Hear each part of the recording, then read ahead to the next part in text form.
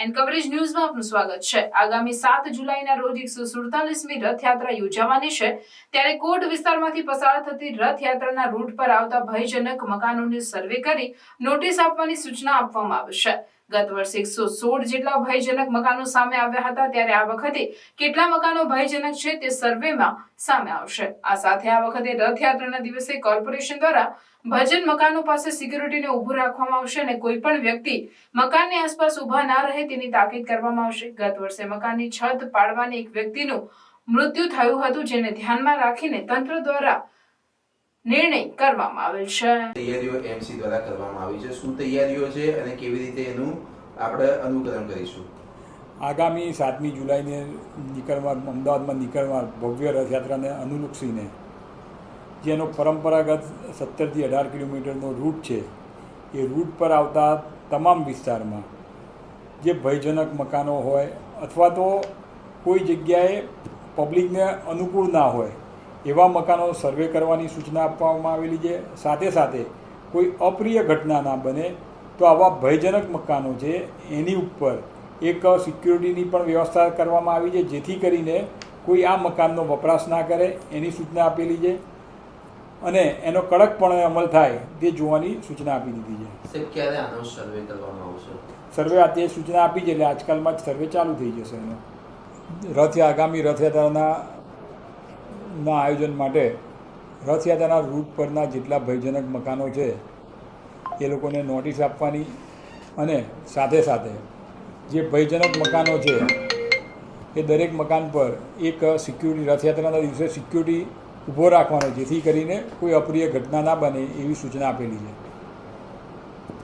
ગરમીનો પારો સતત વધી રહ્યો છે અને તંત્ર દ્વારા રેડ એલર્ટ આપવામાં આવી રહ્યું છે, ત્યારે આવા સમયે કન્સ્ટ્રક્શન સાઇટ ઉપર બપોરે શ્રમિકોને કામ નહીં કરાવવા એએમસી દ્વારા સૂચના આપવામાં આવી છે। ત્યારે અમદાવાદ મહાનગરપાલિકા દ્વારા મંગળવારે 247 જેટલી સાઇટો ચેક કરવામાં આવી હતી અને જે જગ્યાએ કામ ચાલુ હોય ત્યાં કામ નહીં કરાવવા માટે અપીલ કરવામાં આવી હતી। આ સાથે શ્રમિકોને છાશ કે ઓઆરએસ કે અન્ય આરોગ્ય વર્ધક પીણા કે ખોરાક આપવા અપીલ કરવામાં આવે છે। ત્યારે શું કહેવું છે તંત્રનું, આવો જાણીએ।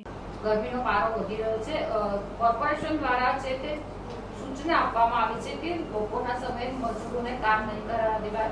તો આ પ્રકારનું ચેકિંગ કરવામાં આવી રહ્યું છે અને પરિપત્ર થયો છે કે સૂચના જે હીટવેવ ચાલી રહ્યો છે એને અનુલક્ષીને કોર્પોરેશનના હેલ્થ વિભાગ દ્વારા એક એડવાઇઝરી જાહેર કરવામાં આવી હતી કે મેક્સિમમ ગરમી હોય તે સમયગાળા દરમિયાન બપોરે 12 થી 4ના સમયગાળા દરમિયાન તડકામાં કામ ના કરવું જોઈએ કે એડવાઇઝરી જાહેર કરેલી હતી। એને અનુલક્ષીને બાંધકામની સાઇડો પણ સૂચના આપવામાં આવી છે, તેમને ડેવલપરોને સમજાવવામાં આવ્યા છે કે આ સમયગાળા દરમિયાન તડકામાં કામ ના કરે એવી સૂચના આપેલી છે અને તેમને આરોગ્યપ્રદ પીણા અથવા તો ખોરાક આપવામાં આવે એવી સૂચના આપેલી છે। જે વાત થઈ રહી છે તેમ છતાં પણ અનેક એવી સાઇટો છે કે જ્યાં તડકામાં મજૂરો જોડે કામ કરાવવામાં આવી રહ્યું છે, તેને લઈને શું રહેશે અને કેટલી સાઇટો ચેક કરે છે? એને અનુલક્ષીને આપણે દરેક સાઇટો પર ચેકિંગ કરવાની સૂચના આપી દીધી છે। ગઈકાલે પણ 247 સાઇટો ઉપર ચેકિંગ કર્યું હતું અને એમને સમજાવવામાં આવ્યા હતા। સરકાર દ્વારા આજ પરિપત્ર છે તે જાહેર કરવામાં આવ્યો છે ને હેલ્પલાઇન નંબર જાહેર કરવામાં આવ્યો છે। સાથે જ આ કન્સ્ટ્રક્શન સાઇટ ચલાવનાર જે બિલ્ડર હોય અથવા તો જે તેમના ઉપરી અધિકારીઓ છે તેને સૂચના આપી છે કે એપ્રિલથી લઈ અને જૂન સુધી ખાસ કિસ્સામાં બપોરના 1 થી 4નો સમય છે તે આરામનો સમય જાહેર કરવામાં આવે ને એ દરમિયાન કામગીરી ના કરવામાં આવે ને જો કામગીરી કરાવવામાં આવે છે તો શ્રમિક જે છે તે જે તે હેલ્પલાઇન ઉપર ફરિયાદ કરી શકે છે। તો હવે આપણે આ કોર્પોરેશન દ્વારા જો કોઈ આવી સાઇટ હશે તેની સામે પગલાં લેવાશે?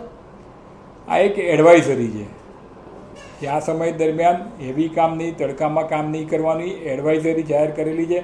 આમ છતાં પણ આવું કોઈ બાબત ધ્યાનમાં આવશે તો એની પર एक्शन लेंगे।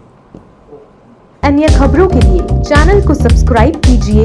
खबरों का नोटिफिकेशन पाने के लिए बेल आइकॉन को जरूर दबाएं।